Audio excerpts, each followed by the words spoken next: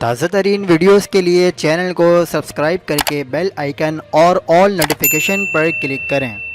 خبردار ہوشیار، lumpy skin بیماری گائے کے بعد بھینسوں میں بھی پھیل گئی ہے۔ کراچی میں گوشت کی فروخت صرف 30% رہ گئی ہے۔ وائرس کا پھیلاؤ مزید تیز ہو گیا ہے، بیوپاری پریشان۔ آپ کو بتاتے چلیں کہ کراچی سمیت سندھ بھر میں بھینسوں میں بھی لمپی اسکن ڈیزاز کے کیسز سامنے آ گئے ہیں۔ محکمہ لائیو اسٹاک نے بیماری بھینسوں میں پھیلنے کی تصدیق بھی کر دی ہے۔ جانوروں میں لمپی اسکن کی بیماری کی وبا پھیلنے کے بعد سے کراچی میں دودھ اور گوشت کے استعمال میں کافی حد تک کمی آ چکی ہے۔ میٹ مرچنٹس ایسوسی ایشن کے رہنماؤں کا کہنا ہے کہ کراچی میں گوشت کی فروخت صرف 30% تک رہ گئی ہے۔ بیماری سے قبل 3 تا 5 ہزار جانور روزانہ ذبح کیے جاتے تھے، جبکہ اب یہ تعداد کم ہو کر یومیہ 1000 سے بھی کم ہو گئی ہے۔